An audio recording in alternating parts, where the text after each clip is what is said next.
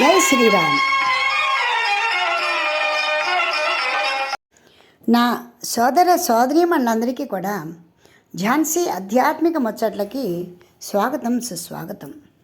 అత్యంత మధురమైనది, అమృత తుల్యమైనటువంటి, వెన్న కంటే శృతి మెత్తనైనటువంటి ఆత్మజ్ఞానాన్ని వశిష్ఠ మహర్షి ద్వారా రామచంద్రమూర్తి పొందుతున్నారు.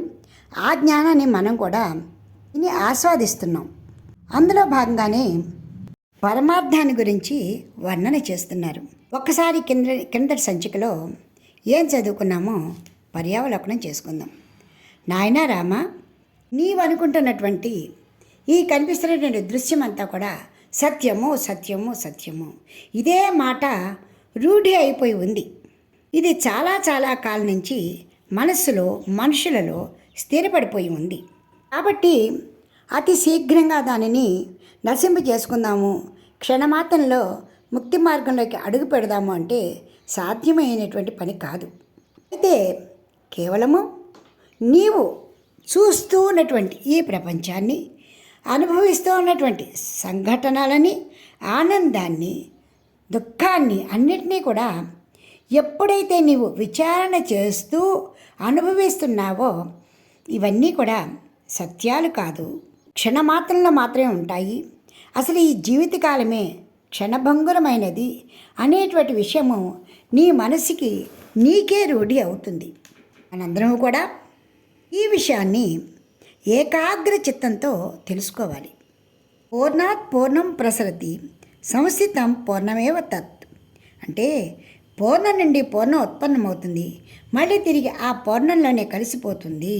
ఎందుకంటే సముద్రం నుండి లేక నీటి నుండి ఏ బిందువులు వస్తున్నాయో తిరిగి ఆ బిందువులు, నీటి బిందువులన్నీ కూడా ఆ సముద్రంలోనూ ఆ జలంలోనూ కలిసిపోతూ ఉంటాయి. అదేవిధంగా ఈ రూపాలన్నీ కూడా బ్రహ్మస్వరూపంలోనే, ఆ పూర్ణంలోనే కలిసిపోతాయి. త్రిమూర్తులు, సూర్యాదులు కూడా మహాప్రళయ సమయంలో సమసిపోవలసినదే. ఇంకా శేషించి ఉండేది ఆ పరమాత్మ స్వరూపమే. అందువల్ల ఇదంతా కూడా అద్దంలో చూస్తున్నటువంటి ప్రతిబింబం లాంటిది. అందుకే విశ్వం దర్పణ దృశ్యమాన నగరి తుల్యం నిజాంతర్గతమని దక్షిణామూర్తి కూడా చెప్పారు మనకి.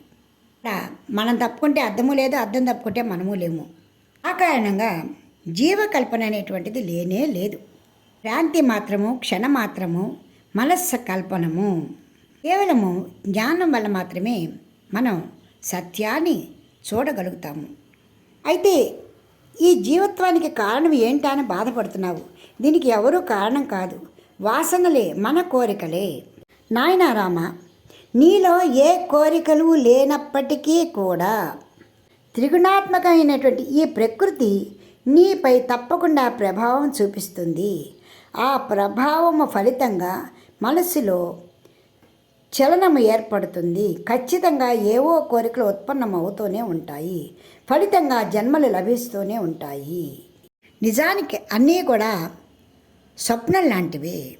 అయితే అందరూ ఒక్కలా భావిస్తున్నారా అంటే అలా కూడా కాదు. సాంఖ్య దృష్టి కలవారు, అంటే పూర్ణమైనటువంటి జ్ఞానాన్ని పొందినటువంటి వారు ఆయన మహాపురుషుడుగా భావిస్తున్నారు. వేదాంతవాదులు బ్రహ్మము అంటున్నారు, విజ్ఞానవాదులు నిర్మల విజ్ఞానము అంటున్నారు, శూన్యవాదులు శూన్యము అంటున్నారు. ఎవరు ఎలా భావించినా అక్కడ ఉన్నది, శేషించి ఉన్నది ఆ పరమాత్మ మాత్రమే. ఆ దివ్యశక్తి నుండి ఈ సృష్టి పాలనకై బ్రహ్మ, విష్ణు, మహేశ్వరులు అనేక మంది దేవతలు ఉదయిస్తున్నారు. సముద్రంలో బుడగలు సముద్రంలో కలిసిపోతున్నట్లే ప్రళయాంతంలో అంతయు కూడా ఆ పరమాత్మలో కలిసిపోవలసిందే. బాహ్య దృష్టికి నీకు ఇదంతా కూడా గోచరం కానప్పటికీ జరుగుతున్నది, జరిగేది మాత్రం ఇదే. నీవు నీ విచారణ ద్వారా తెలుసుకోగలుగుతావు. అందుకనే సత్శాస్త్రాల్ని పఠించడము, సాధు సంగత్వాన్ని, సాధువులతో తిరిగి జ్ఞానాన్ని ఆస్వాదించడము, పొందటము, విచారణ సర్వకాలాల యందు కూడా సద్భావనలతో నిండి ఉండటము కావాలి. అప్పుడే నీవు నిర్మల మనసుడివై సమస్తాన్ని చూడగలుగుతావు. ఇంద్రజాల తుల్యమైనటువంటి ఈ సృష్టిలోని నిజాన్ని నీవు గ్రహించగలుగుతావు. ఇదంతా కూడా నీవు నీ స్వానుభవం చేతనే తెలుసుకోగలుగుతావు. ఇవన్నీ కూడా నీ నుండి నీకే లభ్యమవుతాయి. తాబేలు ఏ విధంగా తన అవయవాలన్నిటినీ ముడుచుకొని అవసరమైనప్పుడు బయటకు తీస్తుందో, సృష్టి కూడా అదేవిధంగా పరమాత్మలో లయమై తిరిగి సృష్టి కార్యము మొదలైనప్పుడు దృశ్యమై మన కళ్ళెదుట కనిపిస్తూ ఉంటుంది. ఆ కారణంగా మనకి గోచరం కానంత మాత్రాన సత్యమైన వస్తువు లేదు అని అనకూడదు. అంతేకాదు, ఆత్మ దూరంగా ఎక్కడో లేదు, ప్రతి ప్రాణి శరీరంలో కూడా ఉంది. అది లేనప్పుడు జీవి నిర్జీవి అయిపోతాడు. ఎప్పుడైతే నీ విధమైనటువంటి జ్ఞానాన్ని పెంపొందించుకుంటావో అప్పుడే ఈ సంసార జలధిని దాటిన వాడు అవుతావు. జీవన్ముక్తికి మార్గం అవుతుంది. అయితే అన్నీ కూడా స్వకీయ ప్రయత్నంతో సాధించుకోవాలి, విచారణతో సాధించుకోవాలి. అందుకు రాముడు జీవన్ముక్తులు ఎవరు, విదేహముక్తులు ఎవరు, నేను మరికొంత విపులంగా తెలుసుకుంటే ఆ విధంగా ఉండటానికి ప్రయత్నిస్తాను అని అడగడం జరిగింది. అందుకుగాను వశిష్ఠ మహర్షి జీవన్ముక్తుడైన వాడు శాస్త్రానుసారంగా అన్ని వ్యవహారాలు సలుపుతున్నప్పటికీ అంతరంగమున కానీ బాహ్యంలో కానీ ప్రతి విషయంలో అంటీ ముట్టినట్టుగా ఉంటాడు, నిర్వికారుడే ఉంటాడు. అంటే జాగ్రత్త అవస్థలో కూడా సుషుప్తావస్థలో మనం ఏ విధంగా ఉంటామో ఆ విధంగా నిర్వికారుడే ఉంటాడు. అతనే వాసనారాహిత్యుడే ఉంటాడు. ఎవరైతే ఆ విధంగా ఉంటారో వారిలో హర్షము, క్రోధము, భయము, రాగము లాంటివి ఉండవు. ఏ సంఘటనల గురించి కానీ ఏ బంధాల గురించి కానీ వారు కళవెళపడరు. ఆ విధమైనటువంటి జీవితాన్ని గడిపి మరణించినప్పటికీ కూడా జీవన్ముక్త పదవితోనే ఉండి మరణించినప్పటికీ కూడా విదేహముక్తుడే ఉంటాడు. కనుక రామ, ఇదంతా కూడా నీ మనసుకి హత్తుకునే విధంగా నీకు కొన్ని రమ్యము సుందరమైనటువంటి కథలని చెబుతాను విను అంటూ రామచంద్రమూర్తికి వశిష్ఠ మహర్షి కొన్ని ఉపాఖ్యానాలు చెప్పారండి.